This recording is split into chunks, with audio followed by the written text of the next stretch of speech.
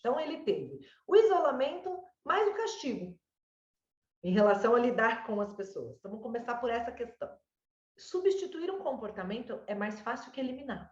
Então, simplesmente substitua o empurrar por outra coisa, mas não fique dando opções, cardápio. Você pode falar, acha um comportamento rápido, é sempre esse. Então, é o que ele vai fazer no lugar de empurrar? É um high five? É um aperto de mão? É um abraço? O que vai ser? Né? É um tchauzinho? Empurrar não, tchauzinho. Empurrar não, tchauzinho. Oi! Né? Não sei, mas tem que ser uma coisa que dê certo, que faça sentido para ele, que vocês consigam lembrar rápido. E aí, sempre esse. A nossa cabeça é de estímulo-resposta, estímulo-resposta, estímulo-resposta. É assim que o cérebro funciona. Você é físio, você sabe melhor que eu essa parte. E então, ele criou uma conexão neuroassociativa com aquela euforia que invade o corpinho dele quando ele vê outra criança. E ele não sabendo o que fazer, ele tem aquela reação que nem ele mesmo entende, não é planejada, não é pensada, não é desejada, né? Então, é uma coisa que ele né? Dá aquele. Tem criança que bate nessa euforia, né? Tem umas coisas assim. Por isso que é muito engraçado. As pessoas falam, mas o que eu falo que a criança está batendo? Eu falo, conta como ela bate. Aí você vai ver o bater. Tem o bater de agressividade, tem o bater de pura euforia, que não é nem bater de, né? De querer machucar. Então, são coisas distintas, né? Então, acha um comportamento e coloca no lugar desse. Então, assim, aí você já vai ensaiando. Se você já está vendo que ele vai se aproximar de uma criança, fala, vai chegar uma criança, a gente vai ficar animado e a gente vai, ó, oi! Então, sempre a orientação vai ser a mesma, que aí você não vai ficar, não, filho, não é. A gente ficar falando, não empurrar, resolve nada, dá recurso nenhum para ele. Ele não está escolhendo empurrar. Só que empurrar é a única coisa que ele tem no cardápio. Então, você escolhe um e vai trabalhar sempre a substituição e o ensaio deste comportamento. Então, olha, tá chegando uma criança. O que a gente faz mesmo quando a gente encontra outra criança? A gente saúda, né? A gente dá um tchauzinho, né? A gente abraça, não sei o que você quiser, né? Então, você já vai trabalhando isso antes com ele, sabe? Quando você sabe que ele vai encontrar crianças em algum lugar, vai numa festinha, vai numa pracinha, você já fala, nós vamos chegar lá, deve ter um monte de criança. Aí fica aquela coisa gostosa que a gente sente quando encontra um monte de criança, né? O nome disso é euforia. E aí, o que a gente faz mesmo quando encontra outra criança?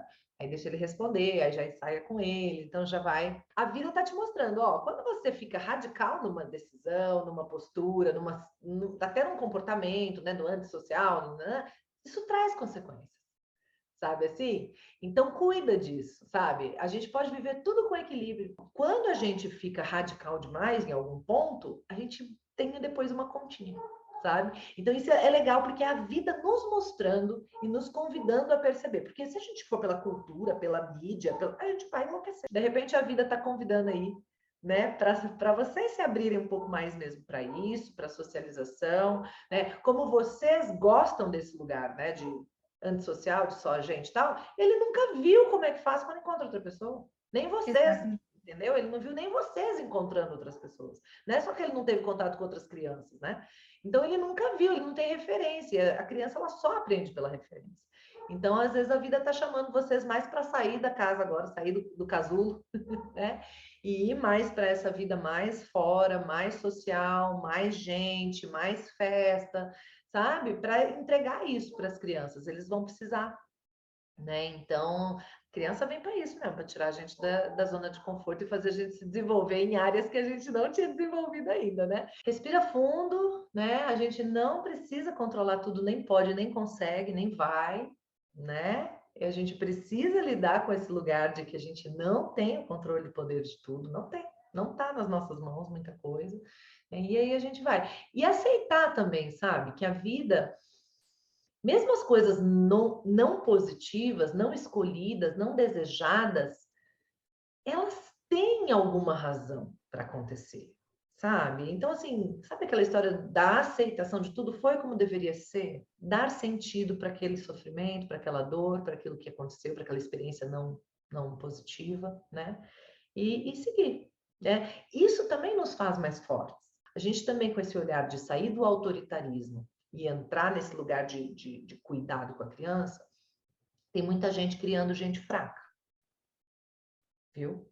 Porque nunca a criança pode ter nenhuma frustração, nunca a criança pode ter nenhuma experiência negativa, nunca a criança pode ter ninguém chamar atenção por nada, e aí nós estamos criando gente fraca. Então, cuidado com esse desespero por alguma experiência negativa que acontece, entende? Não precisa ser assim também. A gente quer que dê tudo certo, claro, a gente quer que, né, fique sempre feliz, fique sempre bem. Mas quando acontece alguma coisa negativa, opa, mar calmo nunca fez bom marinheiro. Bom marinheiro é o que já enfrentou a tempestade e deu conta, que enfrentou um mar revolto e passou, e que enfrentou uma noite, uma navegação noturna mais intensa com vento e deu conta. Esse é o bom marinheiro. O marinheiro que só pegou mar calmo, ele é bom, mas a gente não sabe, na verdade, né? Como será se a coisa, entendeu? Então, encare também, né, essas reviravoltas do mar, da vida, como oportunidades, né, de se fortalecer, de fortalecer o seu menino, né, dele. Então, assim, esquece isso. É uma fala que não faz sentido, porque primeiro que não adianta você falar esquece, vai esquecer.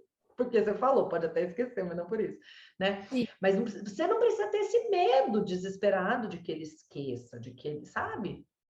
Entenda que, assim, até os reveses da vida são oportunidades.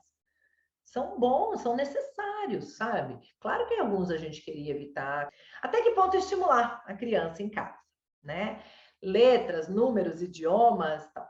A questão de idioma, eu faria o máximo que eu pudesse, porque é o período sensível. Então, assim, não desesperar mas assim, toda vez que ele demandar, toda vez que houver oportunidade, agora, espontaneamente, não formal. Falar, por exemplo, alguém da casa, ou o pai, né? Só falar com ele em espanhol, vejo com muito bons olhos, né? Porque a criança, quando ela vai aprendendo isso de maneira espontânea, natural, nossa, é 10 mil vezes mais fácil, né? E não prejudica em nada o processo todo. O que pode acontecer às vezes?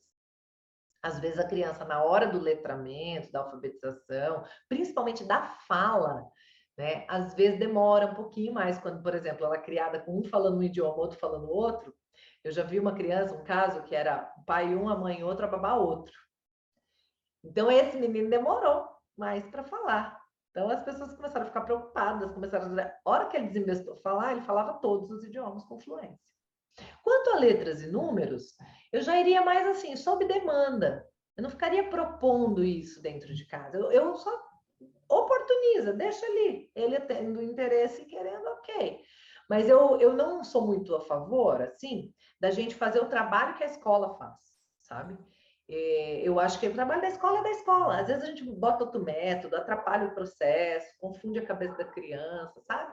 Então, se você está seguro com o processo da escola, deixa essa parte para a escola, até porque ainda vai chegar essa parte, nem está nessa parte ainda, né? E em casa, ele tendo interesse, ele manipular, brincar, usar essas coisas, vocês eventualmente falarem alguma coisa, atendendo as dúvidas dele, tranquilo, né? Agora, não transformar a casa numa escola, não querer, desesperar porque ele quer, que ele tem que aprender, porque eu tenho que ensinar, porque eu tenho que, que a escola não é forte, já vi um monte de pira errada nesse sentido, né, das pessoas naquele desespero. Então, na espontaneidade, dentro do que ele está, né, querendo, buscando, se interessando, tranquilo, né? Sem formalizar, tranquilo. Isso é legal. Dependendo da combinação de temperamentos do ser humano, ele vem de fábrica com a habilidade para lidar com os outros. Sabe assim? É uma coisa meio espontânea, você não precisa, ele rapidamente pega os modelos sociais e ele tem aquilo nele. Então, ele tem um jeito engraçado, ele tem um sorriso, ele tem uma entrada, uma conexão, é fácil. Dependendo da combinação de temperamentos, não. Isso não vem de fábrica. Então, um exemplo, meu filho. Meu filho não tem isso de fábrica. Eu tenho de fábrica. Eu sou sempre super espontânea, não tenho muita vergonha, chego fácil nos ambientes mesmo. É fácil para mim desde criança. Já para o meu filho, eu vejo que não é tão fácil assim. Então, esse ensino das habilidades sociais, ele varia de criança para criança, como tudo, né? Como tudo na vida, né? Tem o mais coordenado fisicamente, tem o menos coordenado fisicamente por uma série de razões, né? Então, alguns você vai ter que pegar mais firme, outros você vai mais tranquilo, porque eu já domino, enfim, mesma coisa. Então, se o teu menino, né, demonstrou isso nesse primeiro momento, que tem essas causas que a gente já identificou, né? Mas é legal você saber, porque pode ser que você vai precisar explicar coisas que parecem óbvias. Por exemplo, eu já tive que explicar para o meu filho que quando está chegando a hora do almoço, e o pessoal fala, então a gente vai almoçar, é hora dele ir embora. Esses traquejos, assim, tem algumas pessoas que percebem rápido, outras não. Então, coisas que são óbvias, as pessoas pegam no ar, mas às vezes eles não. Alguma pessoa, alguma criança, a gente precisa ensinar mesmo. Ó, filho, quando isso acontece, é isso, né? Então, é legal a gente ir com essa consciência. A gente entende do passo a passo de um monte de coisa que a gente precisa ensinar, mas essa parte social às vezes passa batido. E a gente fica sofrendo com ela e não ajuda a criança por não saber que é isso. Às vezes, algumas crianças você vai precisar ensinar coisas muito óbvias, né? E que para elas, por causa da combinação de temperamento delas, não é óbvio. A irmã vai chegar, ele vai ter que dividir, né? Na verdade, a irmã vai chegar para somar. Vai somar alegria, barulho, diversão, vai multiplicar o amor, as possibilidades, a companhia. Então, a gente entrar nessa nova fase com o paradigma que não é dividir, não é separar, não é, é o contrário, é juntar, é unir, é aumentar, é somar, é multiplicar, ele já nos facilita um monte de coisas. E ele une os irmãos, não afasta, sabe? Então, se eu começo, não, você tem que dividir, porque a irmã chega, puta coisa chata, né? Claro que vai ter esse momento, vai ter. Mas eu não preciso ir nesse momento para tudo na vida, porque ele vai ter que dividir. Não. Então, assim, nós vamos ter mais companhia na cama. Nós não vamos ter que dividir a cama com mais alguém. Entendeu? É ponto de vista. E a maneira como você coloca muda tudo no sentir do outro, sabe? Então, é legal ir pensando nisso. Então, por exemplo, quando você vai estar com o bebezinho chorando, né? E você tem que ir lá atender o bebezinho chorando. Às vezes ele vai te demandar na mesma hora. Muito naturalmente isso vai acontecer, né? Até por testes inconscientes que o mais velho faz, né? Então você fala, você também está precisando? Vem cá, vem cá, vem cá. Se inclui. Olha, o bebezinho está chorando, você também está precisando. Meu Deus, como é que nós vamos? Já vai atender nesse aqui? Como é que nós vamos dar conta de tudo isso, meu filho? O que foi que aconteceu? Você está dando para ele, mas você está atendendo isso aqui. Se eu for do paradigma do dividir, eu falo, espera, mãe, tá aqui que o bebê está chorando. E eu vou envolvê-lo no cuidado com ela para depois atendê-lo e junto ali, e eu estou dando o meu olhar para ele, o meu acolhimento enquanto pego essa aqui que está chorando, e a gente vai somando. É mais difícil, a gente tem que ser meio multitarefas, né? É um desafio, mais difícil entre aspas também, porque se você fosse atender essa, falasse para ele esperar, ele ia continuar berrando lá, depois ele ia ficar com raiva da irmã, então não sei o que é mais difícil também não, tá? No longo prazo, acho que o separar, o dividir é mais problemático, é mais difícil para a gente lidar depois. E aí você começa a separar os irmãos, ele fica inconscientemente com raiva, se não fosse ela estava aqui me atendendo. Agora ela tá primeiro ela, gosta mais dela, ama mais ela. Vira aquela confusão que todo mundo viveu já nessa vida e que um monte de gente tem consequências danosas por conta disso, sabe?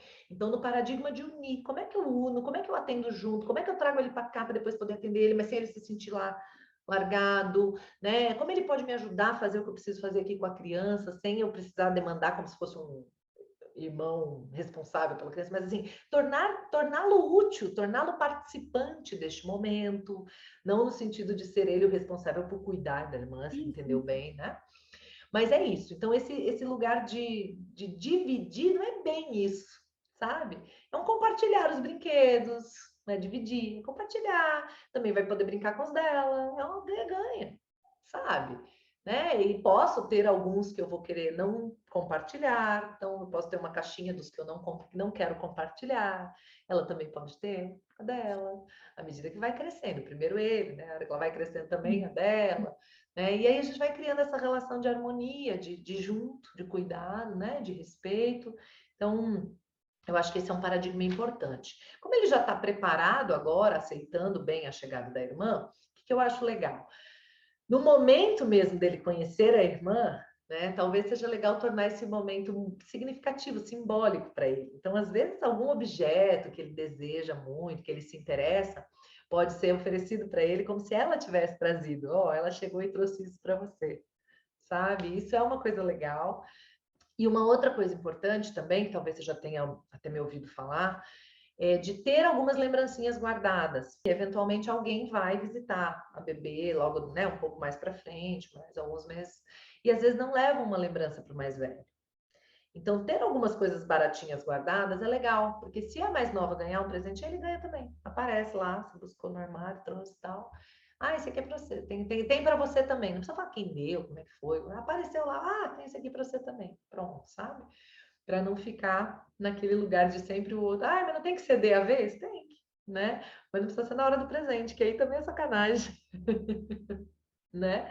Nesse momento inicial, assim. Depois tudo bem, cada um tem seu aniversário, cada um tem seu momento, né? Isso é parte do game. Tem umas loucuras que a gente vê por aí, né? De desfraude coletivo, daquelas coisas, E tem algumas pessoas que ficaram tão à vontade com relação a isso, tão tranquilas também com relação a isso, que nem tocam no assunto com a criança, que nem apresentam outras possibilidades, que nem então, eu acho que a gente precisa também, não é nem tanto ao mar, nem tanto à terra, né? A gente ter um equilíbrio. Então, assim, ele está entrando nos 3 anos, né? O desfraude diurno é algo que já pode começar a fazer parte da conversa, do cenário, avisar, olha, se ele faz aquela carinha, você percebe, que é isso?